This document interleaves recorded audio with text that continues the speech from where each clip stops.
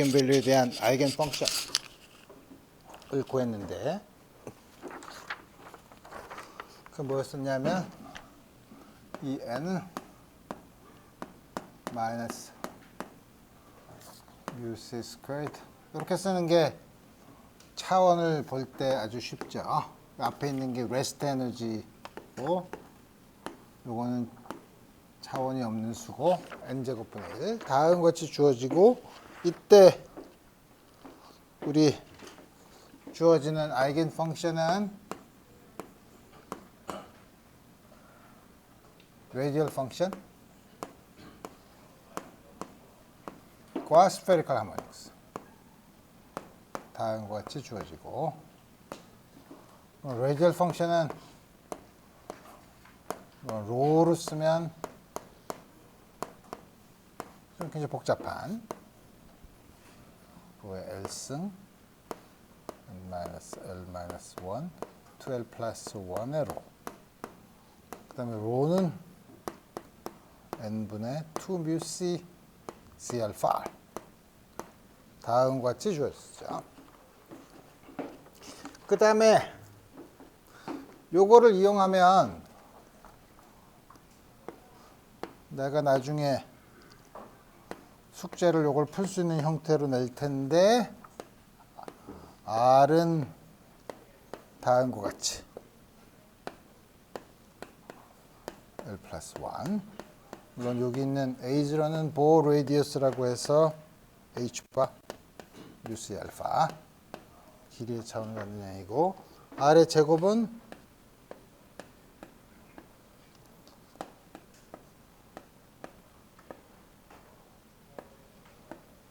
배 C 스퀘어드 ON 제곱 L 플러스 1 요거는 여러분들이 숙제로 내서 여러분들이 풀 수 있는 형태의 문제로 내가 만들어 줄 테니까 이건 하고 그 다음에 우리 지난 시간에는 R분의 1 R 제곱분의 1 R 3승분의 1도 있지만 모두 두 개만 우리 이렇게 보면 우리 이걸 보기 위해서 우리 지난 시간에 어떤 걸 봤냐면 에너지의 적당한 에너지 아이겐 밸류에 적당한 파라미터가 있으면 그 파라미터가 무엇이든 간에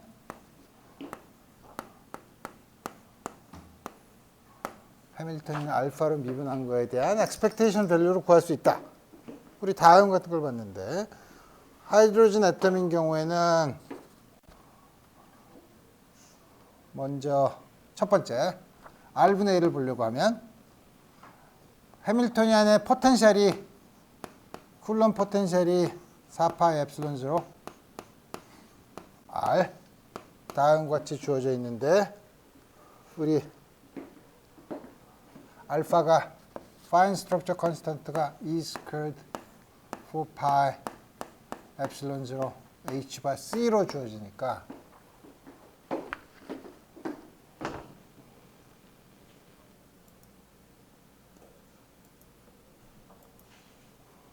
C로 주어지니까 그리고 요 양은 요 E 스퀘어분의 요 양이 H 바 C 곱하기 알파니까 마이너스 H 바 C 알파 C R로 주어지죠. 그 다음에 E N 마이너스 2분의 1 mu c 스퀘어드 C 알파의 제곱 M 스퀘어니까 우리 첫 번째 알파 요 알파를 여기 있는 파인 스트럭처 알파로 잡으면 마이너스 H 바 요거 알파에 대해서 미분한 거 그럼 C R분의 1 요게 되죠. 먼저 에너지를 미분하면 알파에 대해서 미분하면 E 알파가 나오니까 마이너스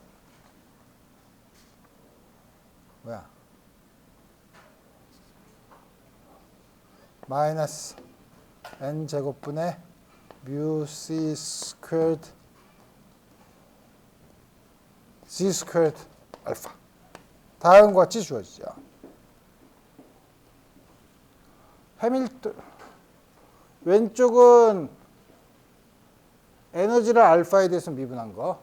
오른쪽은 해밀토니안인데 카이네틱 에너지에는 알파가 의존하지 않으니까 알파에 의존하는 양은 포텐셜 에너지에서밖에 안 나오죠. 우리 요 관계를 이용하면 다음과 같이 뒤집어 썼지만 다음과 같이 썼기 때문에 우리 R분의 1은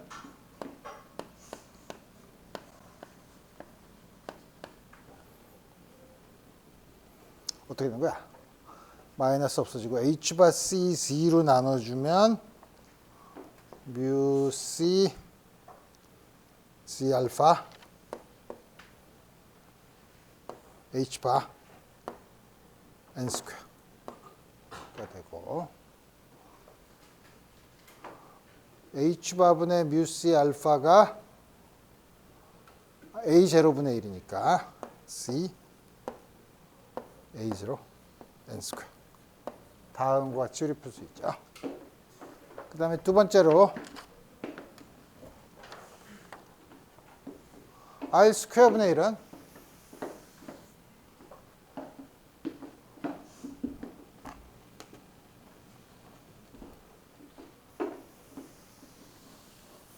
R 스퀘어분의 1은 보면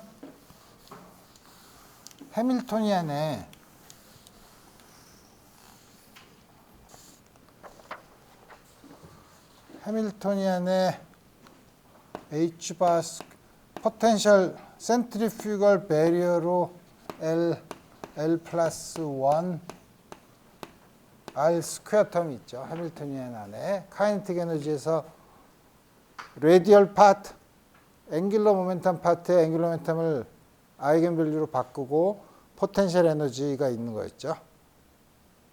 그래서 보면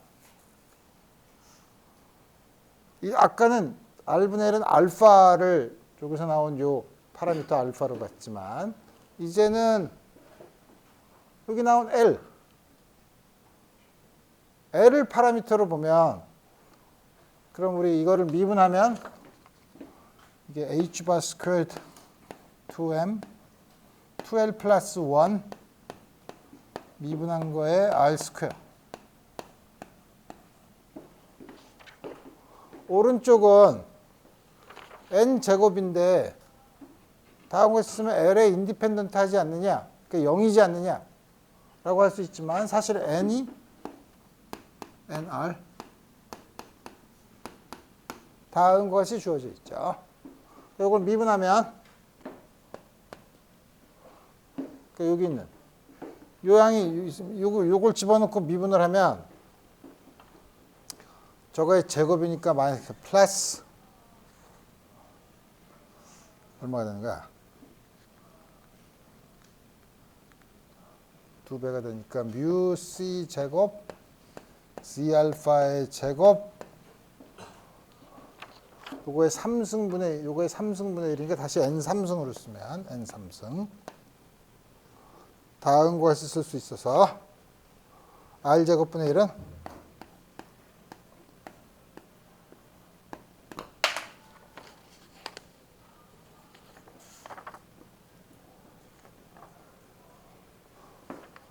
EL 플러스 1분의 1 H바 제곱 이것도 뮤로 써야죠. 뮤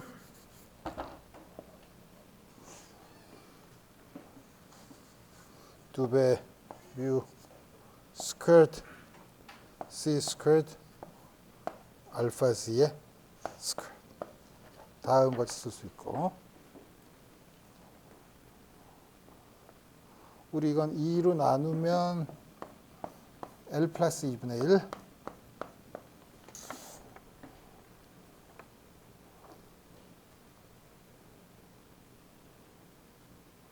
C 스퀘어드 N 3승 그 다음에 나머지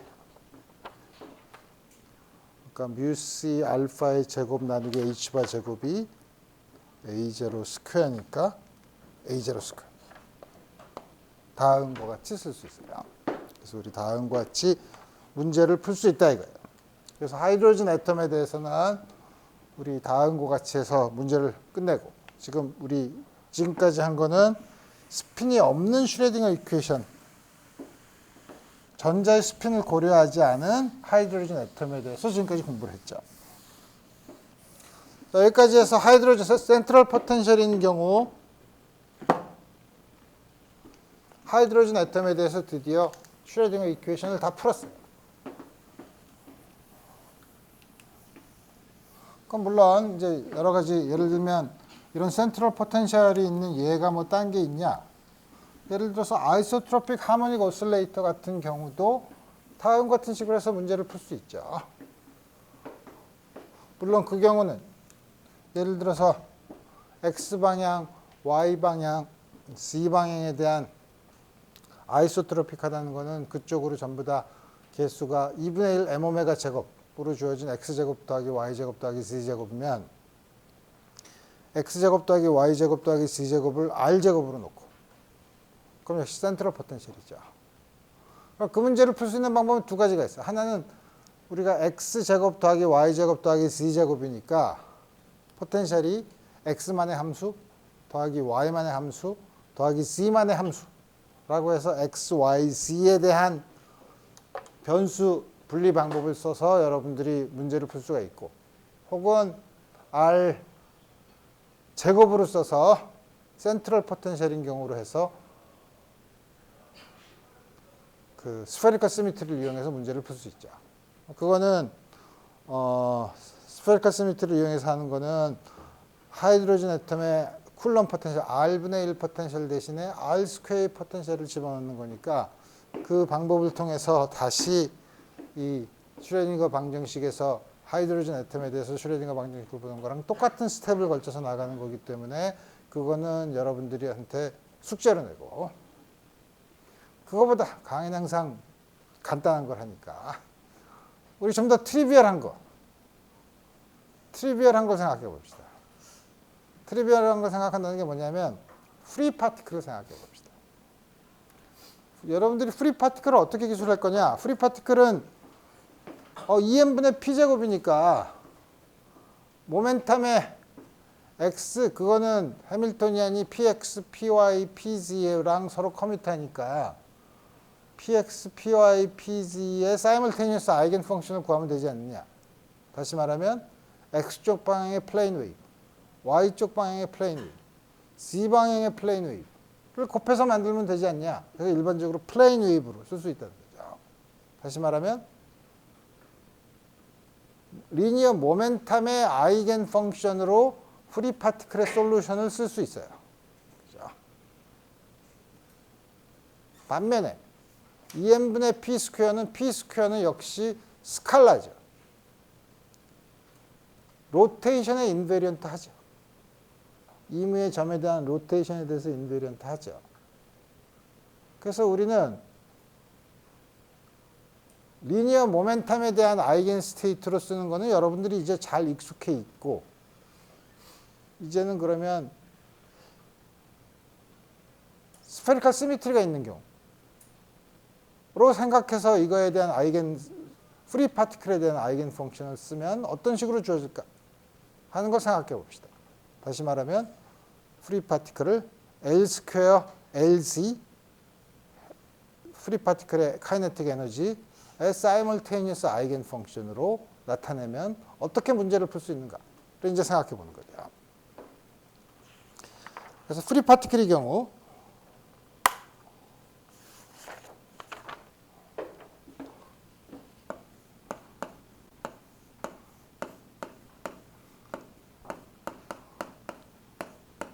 어떻게 보면 트리비얼하게 보이지만 지금 조금 아까 내가 얘기한 것처럼 그 맥시멀 넘버 오브 커뮤팅 observable를 어떻게 정하느냐에 따라서 베이시스를 다르게 쓸 수 있는데, 여러분들이 익숙한 플레인 웨이브 대신 스페리컬 하모닉스로 쓰면, 그러면 역시 여기서도 우리 슈레딩거 이퀘이션을 쓰면, 아이겐 밸류 이퀘이션을 쓰면 앞에서 했던 것과 마찬가지로 이제 포텐셜이 0인 경우죠.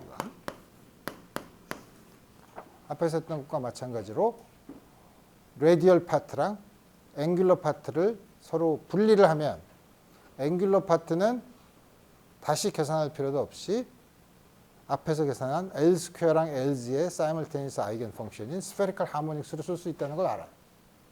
그러니까 레디얼 파트만 보면 되죠. 레디얼 파트에 대한 슈레딩거 이퀘이션은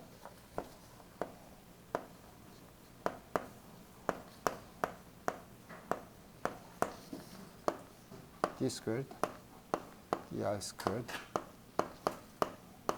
dr.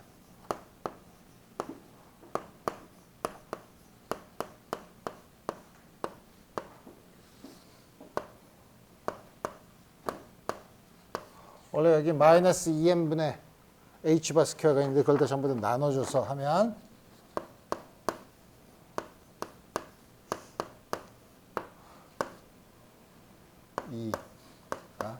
이 뮤분의 우리가 잘 아는 k 스퀘어로 쓰면 양변에 원래 여기 마이너스 2미분의 h바 스퀘어가 있는데 그걸 전부 다 나눠주고 왼쪽으로 옮기면 다음과 아이겐밸류 이퀘이션을 다음과 같이 쓸 수 있죠.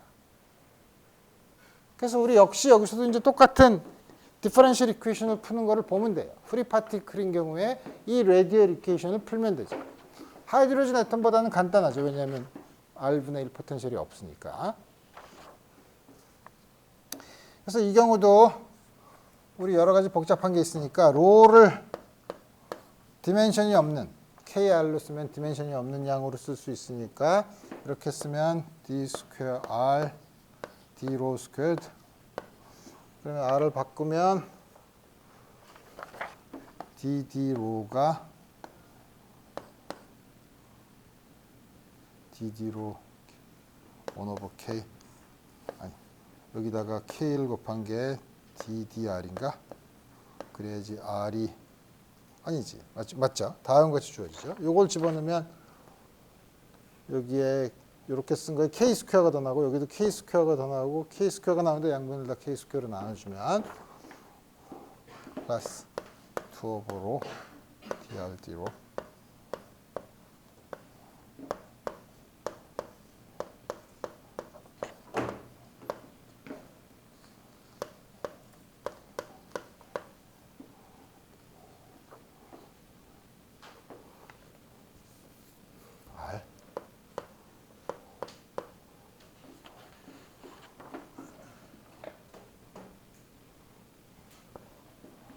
다음과 같이 쓸 수 있어요.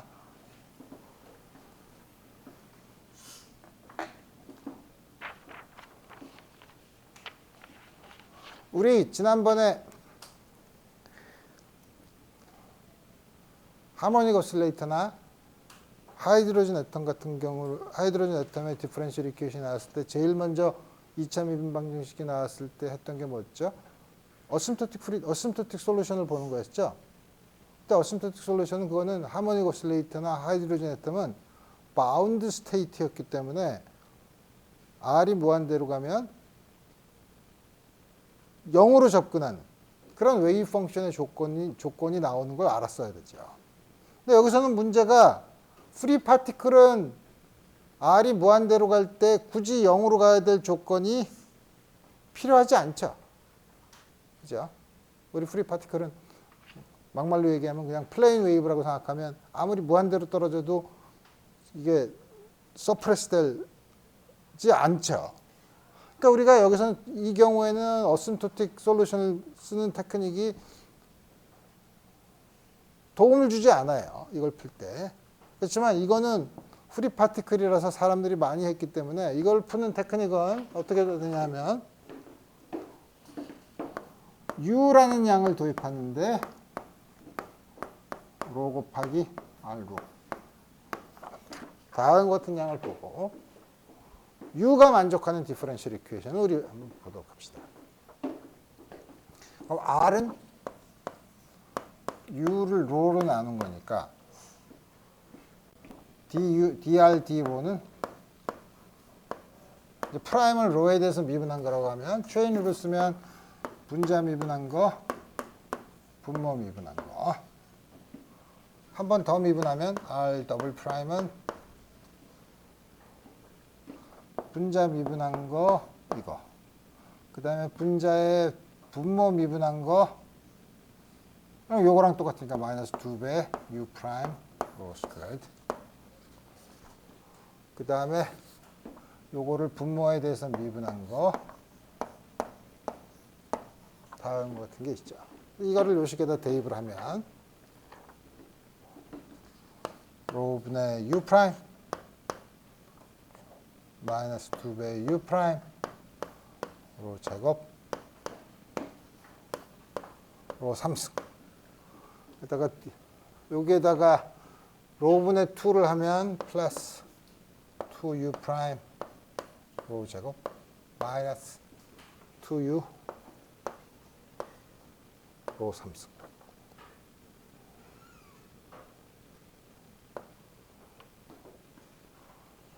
마이너스 L 플러스 1 로 3승분의 U.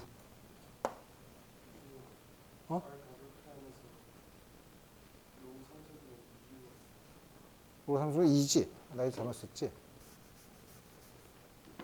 날씨가 더워. 생유. 날씨가 더우니까 2가 아무데로나 막 가는구만. 다음 같이 됐죠.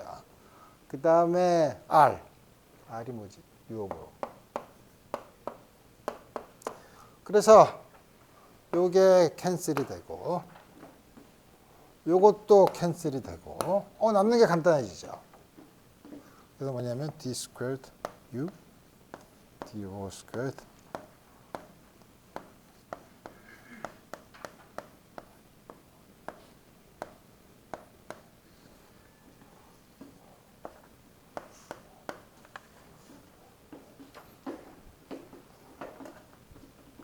다음 같은 디퍼런셜 이퀘이션을 얻을 수 있어요.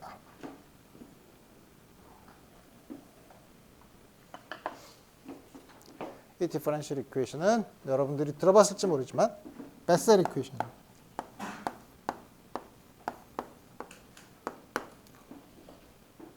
베셀 이퀘이션의 솔루션은 우리가 잘 알고 있어요.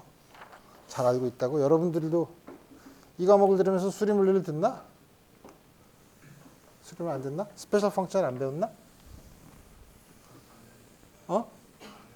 작년에 했어? 그러니까 어렴풋이 이름을 들은 기억은 있지. 그거만 있으면 충분해. 그거에 대한 자세한 거를 알 필요는 없고. 자세한 건 여기서 하면 되니까. 그래서 이걸 푸는 방법은 우리 기본적인 디퍼런셜 이퀘이션을 푸는 것도 있지만 우리가 사람들이 여러 가지 방법으로 봤는데 가장 간편하게 볼 수 있는 방법은 가장 쉽게 L이 0이면 앵귤러 모멘텀이 0이면 오비탈 앵귤러 모멘텀이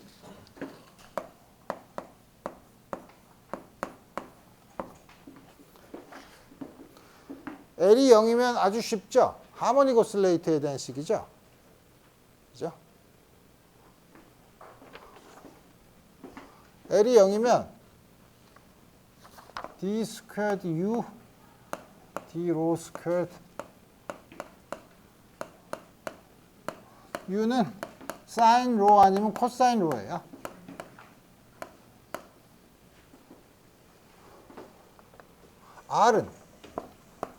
R의 L이 제로인 거에 로는 U를 로로 나눠주면 되니까. 그죠? 로분의 사인 로, 로분의 코사인 로. 다음 것이 주어져 있죠. 근데 문제는 로가 제로일 때 로가 제로라는 건 R이 제로로 접근할 때 웨이브 펑션이 요건 로가 제로로 갈 때 파이나이트 하죠. 로분의 사인 로니까 이건 파이나이트 해요. 자,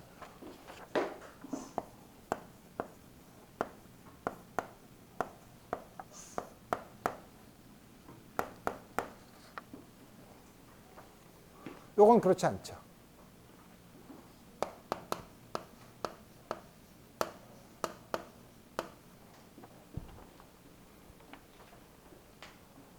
그럼 이걸 그냥 버리냐? 그렇진 않아요. 그러니까 여러분들이 관심 있는 영역이 R이 제로인 원점을 포함하는 공간에서 이 이퀘이션을 풀었다고 하면 R이 제로인 곳에서 웨이브 펑션이 파이나이트 해야 되니까 이걸 쓰면 안 돼요. 그죠? 근데 그건 예를 들면 포텐셜 웰.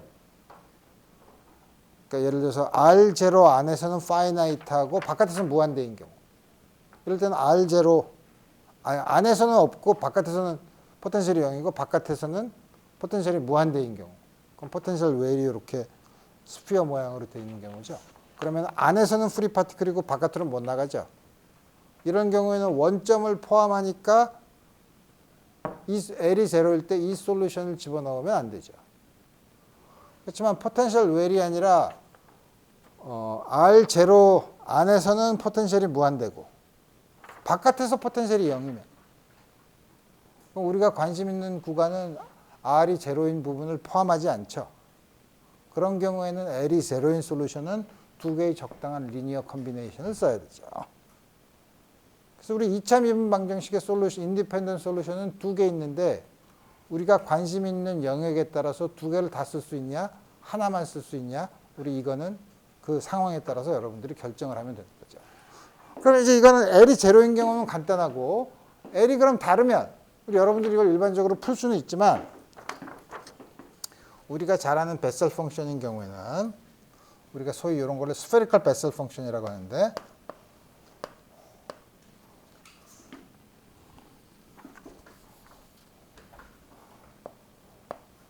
사인 컨벤션은 약간 좀 복잡하지만 마이너스 로의 L승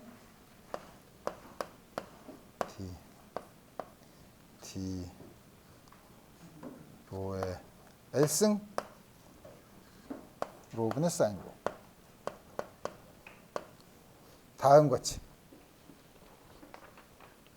이제 이상하죠. 로의 L승에다가 이걸 집어넣으면 다음 같이 주어지고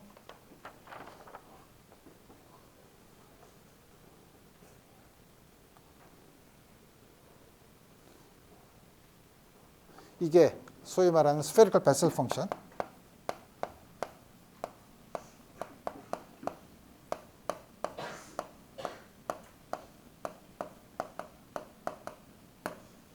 이건 전부 다 로가 0으로 갈 때 전부 다 파이나이트한 L이 제로인 경우도 그렇지만 그런 거고 그 중에 L이 제로일 때가 요거인 거죠.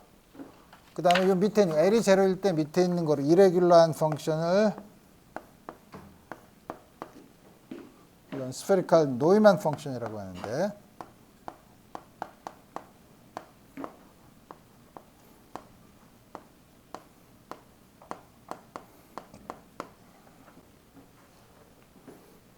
이건 마이너스 로에 L승 DD로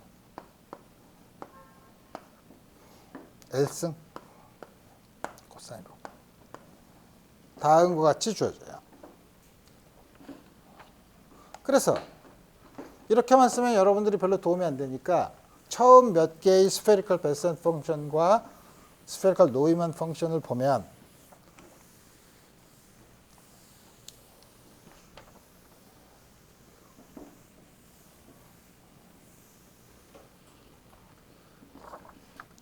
J0 로는 아까 본 것처럼 이게 L이 제로인 경우니까 로분의 사인 로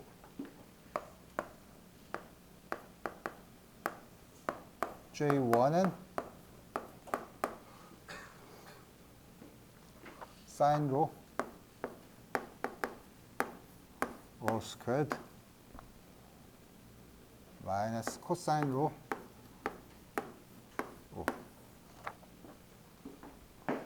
언뜻 보면 로가 제로로 갈 때 이거 다이버지 하는 것처럼 보이지만 로가 제로로 갈 때 이거는 로분의 1 여기도 이게 로가 제로로 갈 때 로분의 1이죠. 그 로분의 1 타면 서로 캔슬이 돼요. 그래서 이거를 로가 작은 데서 전개를 하면 로가 제로인 경우에 파이나이트한 부분만 남아있어요. 그건 J2 로도 마찬가지로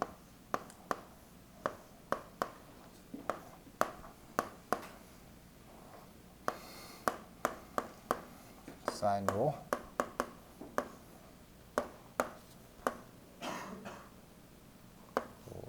스퀘어드 코사인 로. 이렇게. 이것도 역시 로가 제로로 갈 때 파이나이트한 건 여러분들이 확인할 수 있고, n0는 스페리컬 노이만 펑션은 사인 컨벤션을 이렇게 마이너스로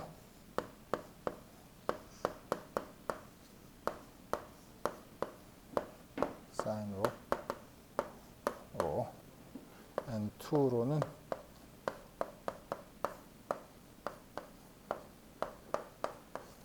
코사인으로 3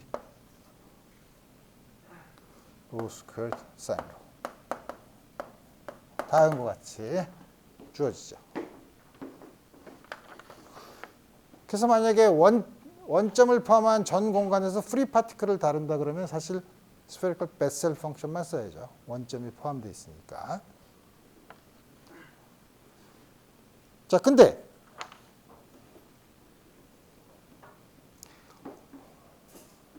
이렇게 쓰면 되게 사인 코사인으로 쓰죠. 사인 코사인으로 쓰는데 NL과 JL이 주어진 L에 대해서 두 개의 인디펜던트한 솔루션이면 사실 두 개의 적당한 리니어 컨비네이션을 취해도 인디펜던트 솔루션이 되죠. 그래서 두 개의 적당한 리니어 컨비네이션을 써서 이거는 우리가 소위 여러분들이 1차원 포텐셜을 볼 때도 1차원 문제를 봤을 때도 예를 들어서 포텐셜 웰 안에 바운드 스테이트 이런 걸 볼 때는 그 프리 파티클의 솔루션을 사인이나 코사인으로 쓰는 게 좋았고, 그게 아니라 포텐셜 웰의 스캐터링을 볼 때는 플레인 웨이브를 썼죠. 그러니까 사인과 코사인의 적당한 리니어 컨비네이션을 썼죠. 여기서도 마찬가지예요. 뭐 바운드 스테이트나 이런 걸 볼 때는 스페리컬 베셀 펑션을 쓰는 게 좋지만 이거를 적당한 리니어 컨비네이션을 취해서 스페리컬 웨이브로 쓸 때는 요거의 적당한 리니어 컨비네이션. 그 리니어 컨비네이션 어떻게 쓰냐면 역시 이거랑 이퀴벌 NL과 JL의 리니어 컨비네이션이니까 역시 이퀴벌런트한 두 개의 인디펜던트 솔루션인데 그 솔루션을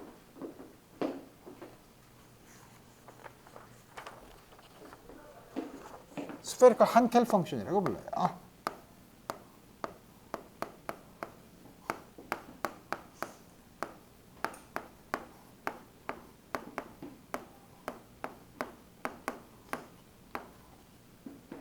어떻게 쓰냐면 스페리컬 한켈 H의 first kind JL 플러스 I and L로 인디펜던트한 게 있어야 되니까 2는 HL1에 컴플렉스 컨주게이트 다시 말해 여기다가 마이너스 INL을 한다는 거죠. 다른 거 쓰면 이것도 역시 H0 1로는 I로 분의 E to the I로 H1 1은 로분의 E to the I로 1 플러스 I 오버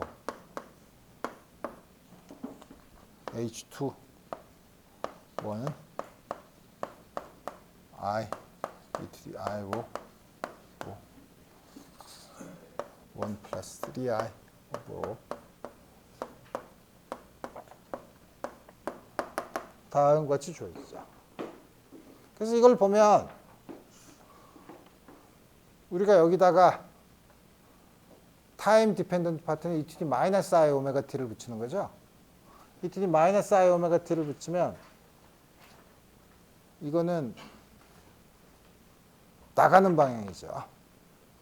로분의 1이니까 스페리컬 웨이브가 나가는 거예요.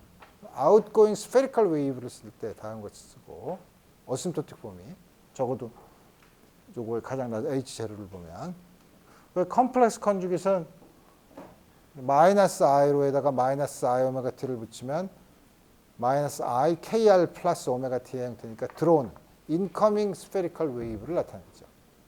그래서 스페리컬 베셀, 스페리컬 노이만은 스탠딩 웨이브 솔루션. 한켈 펑션은 인커밍, 아웃고잉 스페리컬 웨이브를 볼 때 나타낼 때 문제에 따라서 어느 솔루션을 쓰느냐 하는 거는 여러분들이 문제를 보고서 결정을 하면 됩니다. 문제를 보고 어떻게 결정하냐? 그러니까 몇 가지 예를 여러분들이랑 같이 할 거라 이거예요. 근데 중요한 건, 그 중에서 이제 우리가 중요한 건 뭐냐면, 그러니까 스페리컬 베셀 펑션과 스페리컬 노이만 펑션에서 여러분들이 특징 중에 중요하게 앞으로 쓰게 될 중요한 건 뭐냐면, 다음과 같은 JL과 스페리컬 베셀 펑션과 스페리컬 노이만 펑션의 로가 아주 작은 경우, 로의 파워로 나타날 테고, 그다음에 로가 아주 큰 경우, 어심토틱 폼이 어떤 식으로 주어지는가를 여러분들이 아는 게 중요한데, 그걸 우리가 보면 로가 이게 디멘션이 없는 넘버죠. 로가 KR이니까.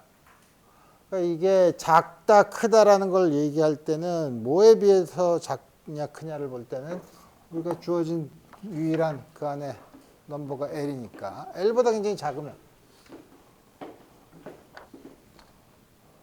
L이 0인 경우는 문제가 있죠. 다음과 같이 되면 저희 L은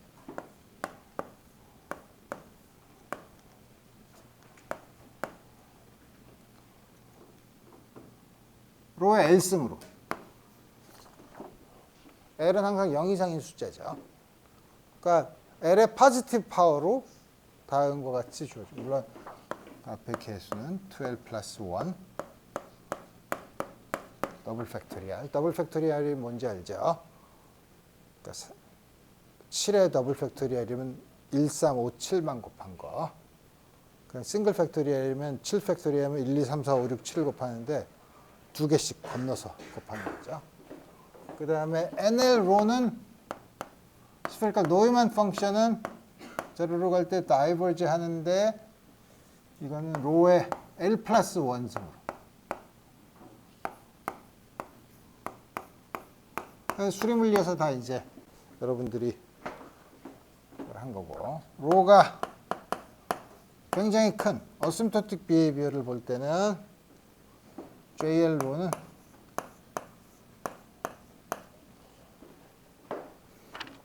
이렇게 쓴 거 중에서 JL로는 이렇게 쓴 거 중에서 하이어 파워는 생각할 필요가 없으니까 JL로는 1 over 로 sin 로 pi over 2 이상한 형태로 주어지죠.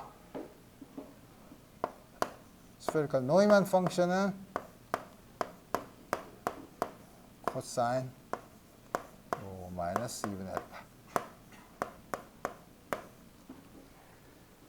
따라서 이때 HL 스페리컬 한킬 펑션은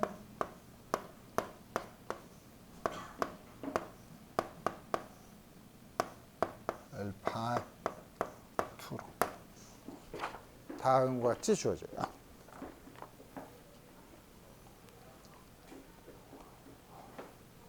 그래서 만약에 우리가 프리 파티클을 생각해 본다면, 다시 말하면 레귤러 솔루션,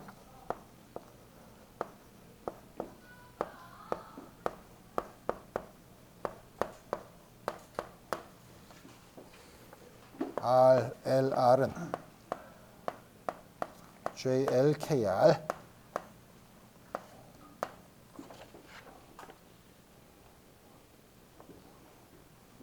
이게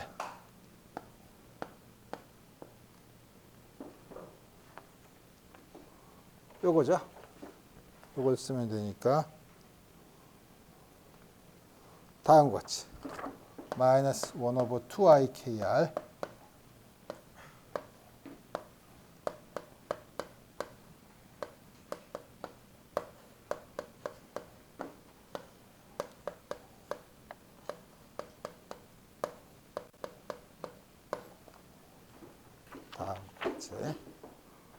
요거는 어떻게 되냐면 sin x가 2i분의 e to the ix 마이너스 e to the 마이너스 ix인데 이 i를 끄집어내고 순서를 바꿔서 마이너스 부호가 나와서 요게 로분의 사인 로를 로 대신에 kr로 쓰고 앞뒤 순서를 바꿔서 마이너스 부호가 있는 거죠. 굳이 이렇게 쓰는 이유는 우리가 만약에 타임 디펜던트 파트는 항상 e to the 마이너스 i 오메가 t로 들어오죠. e to the 마이너스 i 오메가 t를 여기다 붙였다고 생각해 보면 이게 뭐죠? 인커밍 마이너스 ik니까 여기다 마이너스 i 오메가 t를 붙이면 kr 플러스 오메가 t의 형태를 가진 웨이브죠. 그러니까 이게 인커밍 스페리컬 웨이브예요. 요거는 e to the 마이너스 i 오메가 t를 붙이면 아웃고잉 스페리컬 웨이브죠. 그래서 프리 파티클은 각각 주어진 앵귤러 모멘텀에 대해서 주어진 앵귤러 모멘텀이라는 게 뭐예요? 프리 파티클인 경우는 어떻게 프리 파티클인 경우에서 모멘텀에 대한 아이겐 스테이트를 쓰는 거는 우리가 원점을 어디다 잡아도 인디펜던트한데 앵귤러 모멘텀의 아이겐 스테이트를 잡으려면 원점을 정해야 되죠. 그럼 원점에 대해서 프리 파티클이 L이 제로라는 건 뭐죠? 원점을 향해서 들어오는 거죠. 원점을 향해서 들어오거나 원점을 향해서 나가거나 아니면은 L이 0이 아니려면 이렇게 뭐지?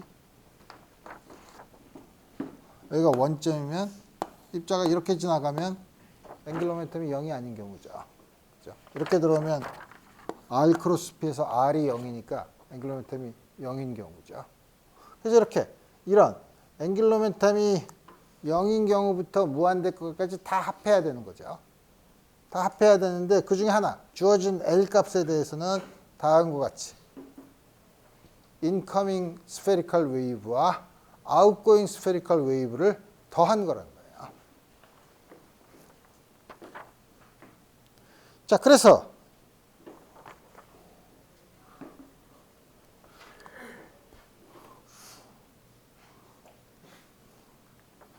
조금 아까처럼 그러면 언제 스페리컬 베셀 펑션을 쓰는 게 좋냐, 한켈 펑션을 쓰는 게 좋냐 하는 거에 대한 몇 가지 example을 봅시다. 몇 가지 example을 보는데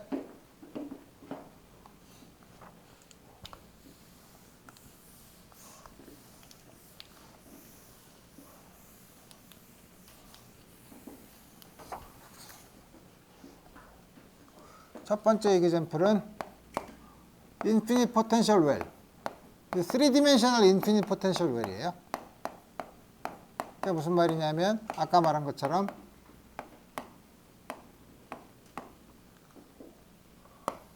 포텐셜이 R의 함수야. 근데 R이 요 안에서는 0, 바깥에서는 무한대. 다시 말하면 포텐셜이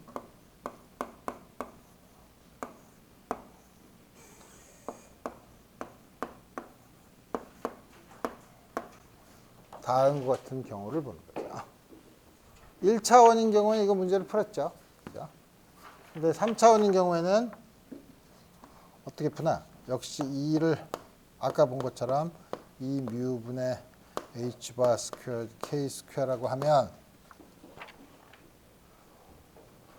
앵귤러 모멘텀 아이겐 스테이트는 우리 다 알고 스페리컬 하모닉스로 레디얼 펑션은 JL과 NL의 적당한 리니어 콤비네이션인데 원점이 포함되어 있으니까 문제죠. 원점이 포함되어 있으니까 스페리컬 노이만 펑션은 없죠. 스페리컬 베셀 펑션만 있죠. 근데 스페리컬 베셀, 근데 조건이 뭐죠? 여기서 웨이브 펑션이 여기서 0이어야 되죠. 여기서 0이어야 되죠. 여기서는 R이 제로에서도 0이 돼야 되나? R이 제로에서 0일 필요가 0이 돼야 되죠. 여기서도 R이 제로에서. 다음과 같이 주어지면 뭐냐면 어떻게 되냐면 JL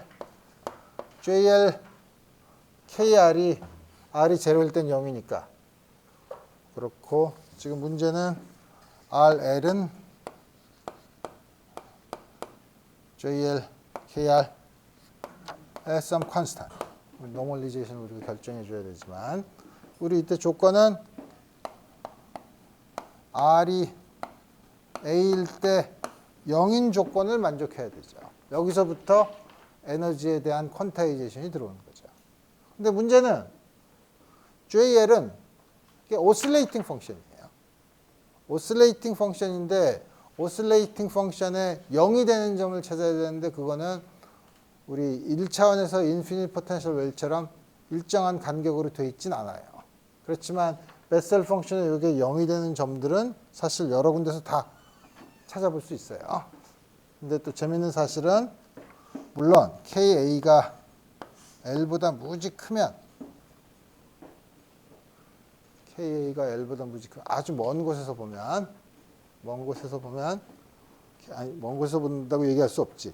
KA가 주어진 앵글로부터 KA가 굉장히 크면 다시 말해 하이 에너지가 굉장히 높은 경우에 보면 KA는 2분의 알파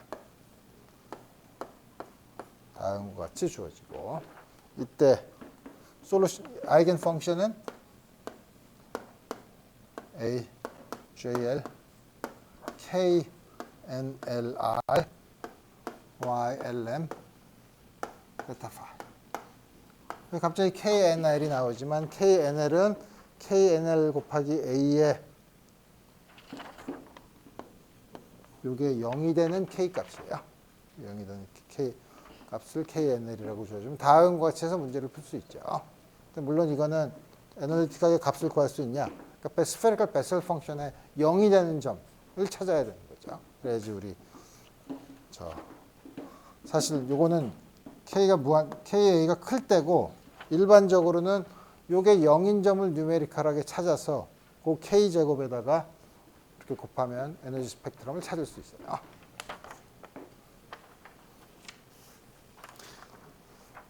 이거는 바운드 스테이트를 찾는 거고 그러면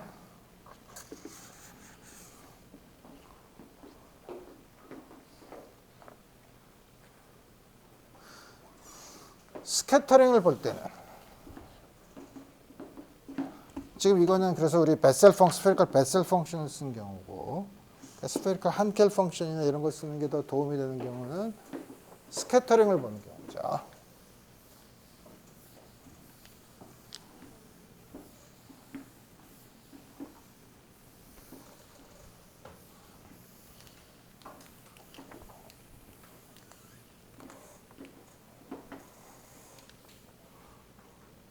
그래서 프리 파티클의 어심토틱 솔루션은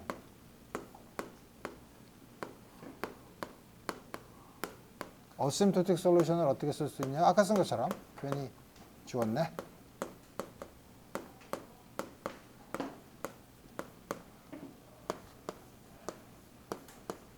R이 무한대로 갈 때 마이너스 1 오버 2IKR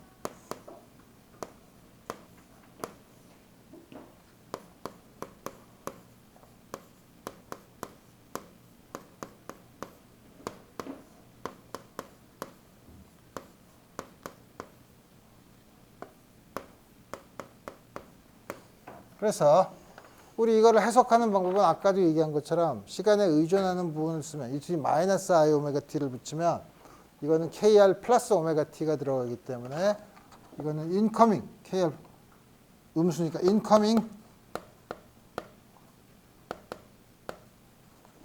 요것만 있으면 플레인 웨이브지만 R분의 1이 있으니까 스페리컬 웨이브죠. 인커밍 스페리컬 웨이브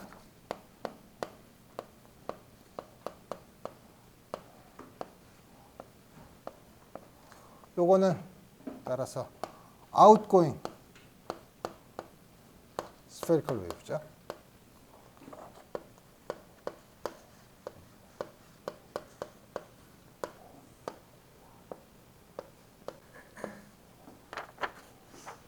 그래서 우리 스페리컬 웨이브에 대해서는 여러분들이 많이 다뤄보지 않았어요. 그게 무슨 말이냐면 우리가 플레인 웨이브인 프리 파티클을 다룰 때 프리 파티클을 어떻게 기술할 거냐? 프리 파티클의 솔루션은 플레인 웨이브라 스퀘어 인테그러블 하지 않은 웨이브 펑션인데, 그래서 우리 그렇게 할 때 푸는 세 가지 방법이 있었는데 그 중에 하나는 웨이브 펑션이나 프로바빌리티를 묻지 마라. 파티클의 플럭스가 뭔가 얼마가 되는가를 물어보자. 라고 해서 우리 얘기했었죠. 그럼 여기서도 플럭스를 생각해 봅시다. 지금 어심토틱 폼으로 플럭스를 계산한다는 거는 원점에서 굉장히 멀리 떨어진 곳에서 굉장히 멀리 떨어지는 곳에서 플럭스를 어떻게 생각하냐면 바깥으로 나오는 거. 그러니까 레디얼 플럭스를 보는 거죠. 사실 구면의 평행한 방향으로 생기는 플럭스는 지나가는 레디얼 방향으로 나가는 거에 기여를 하지 않죠. 그래서 우리 보면 플럭스를 계산해 봅니다.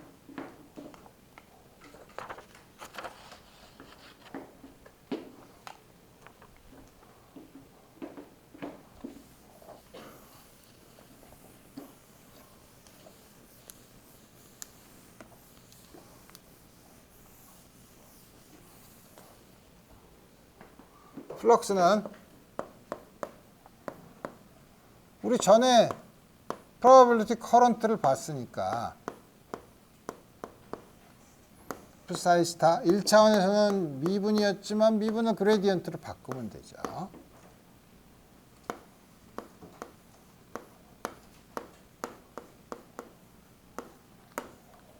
근데 플럭스를 본다는 거는 굉장히 큰 곳에서 지금 예를 들어서 여기 솔리드 앵글이 d 오메가면 여기로 이렇게 나가는 거, 이게 r 햇 방향이죠. 이렇게 나가는 레디얼 플럭스를 계산하려면 레디얼 플럭스는 j의 r 햇 솔리드 앵글에 대해서 적분을 하면 되죠. 모든 솔리드 앵글에 대해서 적분을 하면 되니까 이거는 h바 오메가. 그 다음에 여기서 요거만 되는 거는 r 방향의 데리버티브, r 방향의 미분만 생각하면 되죠. 사이스다 디프 사이 dr 디프 사이스다 dr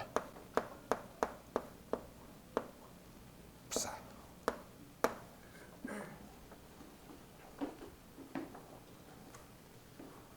이걸 생각하면 근데 그 중에서 다음과 같은 뭐냐면 이 중에서 우리가 관심 있는 프사의 R은 R분의 요거 아니면 요거 e to d 플러스 마이너스 ik야 some constant YLM.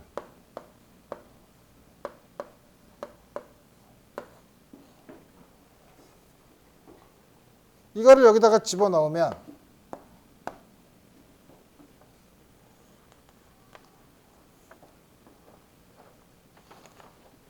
오메가에 대한 적분은 YLM에 대한 오소고널리티로 주어진 LM에 대해서 오메가에 대한 적분은 1이 되고 저 노멀리제이션에 의해서 남는 거는 뭐가 남냐면 우리 계산해 보면 되죠. h바 2i 뮤 그 다음에 c의 절대값의 제곱 r분의 1이니까 r제곱분의 1 미분하면 ik가 나오니까 플러스 ik일 경우에는 ik 마이너스 플러스 2배 ik ik가 없이 k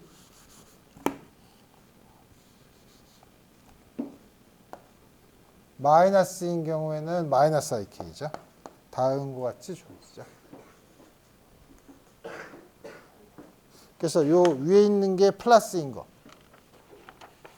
outgoing 요게 outgoing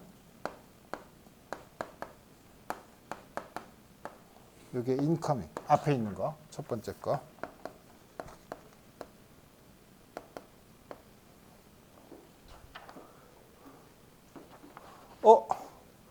이거 왜 이거만 쓰나요? 이거는 여기 분자에 있는 엑스포넨셜 펑션만 미분하지, 이걸 미분하면 이거 미분한 거, 그 다음에 이거 미분한 것도 있는데요. 그죠? 근데 이거 미분한 거는 요거만 미분한 건 R분의 1. 이걸 미분한 건 R제곱분의 1이죠. 근데 우리가 R이 무한대로 가는 곳에서 보면 R제곱분의 1에 비례하는 거는 R분의 1에 비례하는 것보다 훨씬 더 작으니까 리딩 텀만 쓴 거예요. 리딩 텀만 쓰면 다음과 같이 주어져 있고.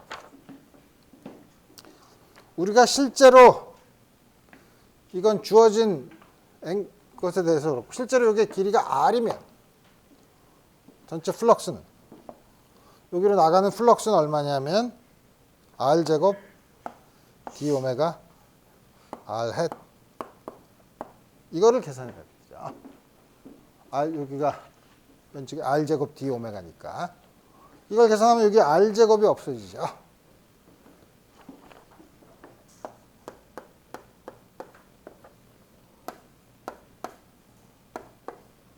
그래서 R제곱이 인디펜던트한 스페리컬 웨이브인 경우는 레디얼 플럭스가 아웃고잉 웨이브는 뮤분의 h 바 k, 인커밍 웨이브는 마이너스 뮤분의 h 바 k, 노멀리제이션 플럭스가 다음 거지. 플레인 웨이브인 경우랑 아직 대응이 되는 우리 다음 같은 플럭스로 우리 계산할 수 있어요.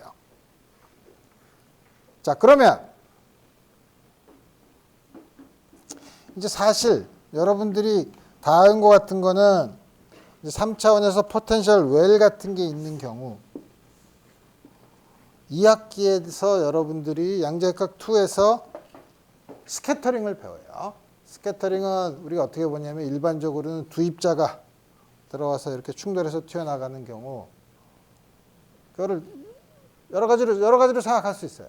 어떻게 생각할 수 있냐면 여러분들이 나중에 2학기 때 소위 섭동이론을 배우는데, 섭동이론을 배울 때 들어올 때 에너지랑 나갈 때 에너지가 있으면 들어온 입자가 어떤 운동량과 어떤 에너지를 가지고 있는데 나갈 때 어떤 특정한 운동량과 에너지를 가지는 그 방향으로 나가는 입자의 개수, 들어오는 입자들 중에서 어떤 특정한 방향으로 나가는 입자의 개수의 비율을 생각하는 게 소위 스캐터링 크로스 섹션이라는 걸 계산을 해요. 이제 두 입자가 이제 서로 충돌할 때 두 입자를 생각하면은 전부 다 프리 파티클들, 플레인 웨이브로 기술되는 입자들로 생각할 수도 있고, 또 하나가 예를 들어서 우리가 구조를 알 수 없는 타겟이에요. 그 타겟은 입자일 수도 있고 아니면 레티스, 결정 구조일 수도 있고, 이런 경우에는 거기 그거를 입자의 충돌로 볼 수 없으면 하나를 포텐셜로 생각해서 이 포텐셜에 이 입자가 어떻게 지나가는가, 우리 그런 걸 생각할 수 있어요. 어쨌든 그 스캐터링을 그때 이제 자세히 다루겠지만 여기서 레디얼 펑션의 프리 파티클의 플럭스를 보게 되면 우리 그거에 대해서는 간단하게 여러분들한테 그 내용을 설명하고 자세한 계산이나 이런 것들은 2학기에 가서 이제 할 수 있는데, 어떻게 볼 수 있냐면 지금 기본적인 아이디어는 프리 파티클인 경우에는 인커밍 웨이브랑 아웃고잉 웨이브의 렐러티브 사인이 정확하게 결정이 되어 있죠. 저 컨비네이션으로 들어와야 프리 파티클의 솔루션이 돼요. 다시 말하면 스페리컬 베셀 펑션이 되는 거죠. 근데 만약에 우리가 프리 파티클이 아니고 포텐셜이 있으면, 원점 근처에 포텐셜이 있는데 멀리서 들어와서 포텐셜을 이렇게 쑥 지나가면, 포텐셜이 원점에 있다고 쳐요. 포텐셜이 원점에서 이렇게 쑥 지나가면 입자가 지금 하나가 이렇게 쑥 지나간다고 생각하는 거는 어떤 걸 여러분들이 생각하는 거예요? 웨이브 패킷을 생각하는 거예요. 웨이브 패킷이 이렇게 쑥 지나가는 거죠. 웨이브 패킷이 지나간다고 생각할 수도 있고, 아니면 웨이브 패킷은 뭐죠? 슈퍼포지션 프린시플에 의해서 여러 종류의 웨이브 넘버를 가지는 웨이브들의 슈퍼포지션으로 생각할 수 있으니까, 우리 그러지 않고 주어진 한 개의 웨이브 넘버를 가진 게 포텐셜이 있으면 쭉 스테디 스테이트로 계속 들어오면 쭉 들어오는 인커밍 웨이브랑 아웃고잉 웨이브. 그러니까 포텐셜이 있는 경우에 입자가 이렇게 들어오는 거는 인커밍 웨이브랑 아웃고잉 웨이브의 슈퍼포지션으로 볼 수 있어요. 멀리서 볼 때. 가까이서 볼 때는 포텐셜이 어떻게 생겼냐에 따라 다르지만, 그러면 멀리서 볼 때 인커밍 웨이브랑 아웃고잉 웨이브, 포텐셜이 0이면 프리 파티클이에요. 이걸 볼 수 있죠. 포텐셜이 0이 아니면 멀리서 보면 웨이브의 형태는 어떻게 될까?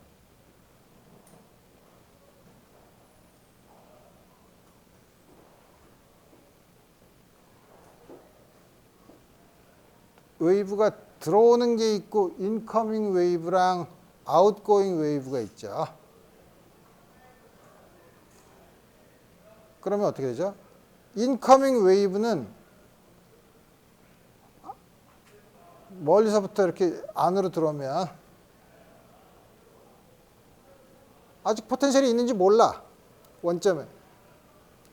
그죠?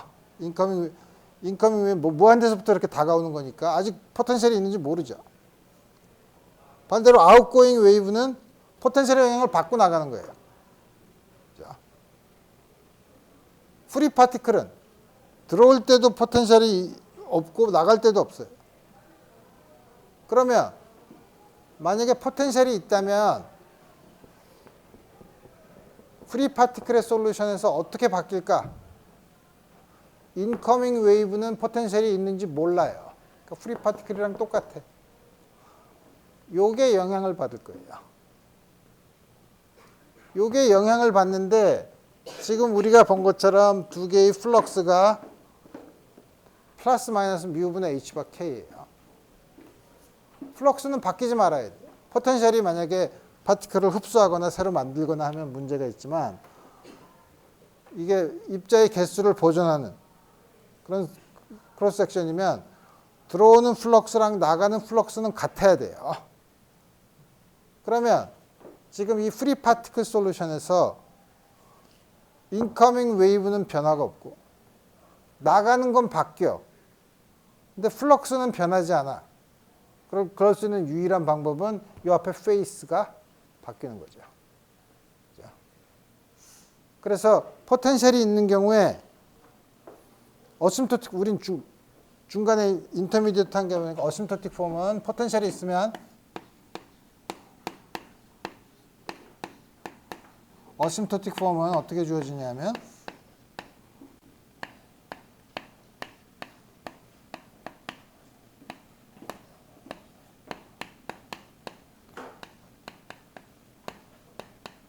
물론 오버올 페이스가 바뀔 수는 있어요. 그렇지만 우리 그거는 피직스에 중요하지 않죠. 렐러티브 페이스가 있는데 렐러티브 페이스가 e to the i kr 마이너스 2분의 1 파이 SL K라고 합시다. 그럼 SLK는 플럭스가 보존이 되려면 절대값이 1이어야 돼요. 절대값이 1이라는 거는 페이스라는 거죠. 그죠? 그래서 우리 SLK 이거는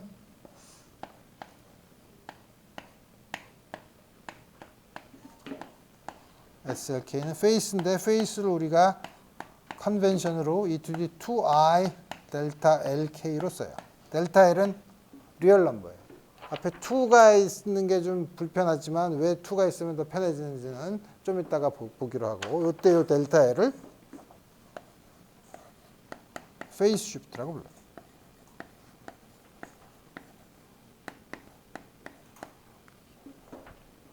그래서 사실 스캐터링 같은 걸 하는 거는 그 충돌을 시켜서 어떤 우리가 충돌시키는 입자 중에 하나가 우리가 구조가 없는 입자고 다른 거에 예를 들어서 원자 핵에다가 전자를 때리고 싶다.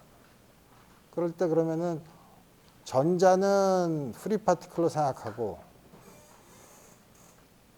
만약에 이것도 전자라고 하면 둘 다 프리 파티클로 생각해서 두 개가 충돌하는 거는 다음 학기에 퍼터베이션을 써서 충돌 문제를 배울 거고 또 하나는 이 안에 예를 들어서 우리 구조를 모르는 어떤 이런 핵 같은 게 있으면 핵을 어떻게 보냐? 그럼 핵을 지나갈 때 전자가 받는 전기 포텐셜. 그러니까 포텐셜이 있다고 생각하고 포텐셜을 지나가는 입자라고 해석하고서 그걸 보면 들어왔다가 나가는 거에 입자의 성질이 어떻게 되느냐를 보고서 포텐셜의 구조를 볼 수 있는 거죠. 포텐셜의 구조를 볼 수 있는데 그 구조를 어떻게 보냐? 지금까지 쓴 거는 이거는 그냥 일반적인 플럭스 컨서베이션에 의해서 가장 일반적인 형태를 그냥 쓴 것뿐이에요. 그러면 포텐셜에 따라서 델타 L 값이 달라질 수 있죠. 그 다음에 사실 옛날에 핵물리에서 핵의 구조를 볼 때는 다음과 같이 주어진 L 값에 대해서 이 페이스 쉬프트를 측정을 해요. 페이스 쉬프트를 측정을 하면 그 안에 뉴클리어 포텐셜이 어떤 형태로 되어 있는가. 물론 L 값이 0부터 계속 많은 값을 할수록 점점 정확해지겠지만 첫 번째 예를 들어서 아주 작은 에너지로 하면 첫 번째 몇 개의 L 값만으로도 그 안에 있는 포텐셜의 성질을 많이 볼 수 있어요. 그래서 우리 그거에 대한 자세한 얘기는 2학기 때 스캐터링을 볼 때 하지만 우리 요 다음 같은 아이디어를 이용하면 우리가 지금은 이제 시간이 거의 다 됐는데 포텐셜 웰에서 스캐터링 다음 같은 포텐셜 웰인데 들어왔다가 나가는 경우 다음 같은 경우에 포텐셜이 주어졌을 때 스캐터링 크로스 섹션을 볼 때 우리 나오는 어떻게 우리 바운더리 컨디션 정할 수 있어요. 그죠? 우리 지금 다음 같은 경우에 여러분들이 어떻게 쓰냐면 우리 여기서는 보지만 아주 큰 곳에서 여기서의 웨이브 펑션, 어심토틱 폼을 쓰고 여기서는 원점을 포함하는 여기서의 밑으로 되어 있지만 K가 바뀌는 프리 파티클의 솔루션 형태를 쓰고 바운더리에서 웨이브 펑션이 컨티뉴어스하다는 웨이브 펑션과 웨이브 펑션의 퍼스트 데리베티브가 컨티뉴어스하다는 조건을 쓰면 요 인커밍 웨이브와 아웃고잉 웨이브의 그 앞에 붙어 있는 계수를 이용해서 페이스 쉬프트를 계산할 수 있어요. 그래서 우리 요거는 다음 시간에 요거를 특별한 아주 간단한 포텐셜 웰에 대해서 한번 계산하는 거를 보도록 하고 좀 더 자세한 거는 2학기 때 스캐터링을 배울 때 좀 더 자세한 걸 보고 그 다음에 볼 거. 여러분들이 지금 아까 내가 하이드로젠 애텀이 끝나면서 스핀, 전자의 스핀은 아직 집어넣지 않았다고 했죠. 여태까지 여러분들한테 스핀 앵귤러 모멘텀을 어떻게 기술하는가 하는 거에 대해서는 여태까지 전혀 얘기한 게 없죠. 오비탈 앵귤러 모멘텀만 봤었죠. 근데 오비탈 앵귤러 모멘텀을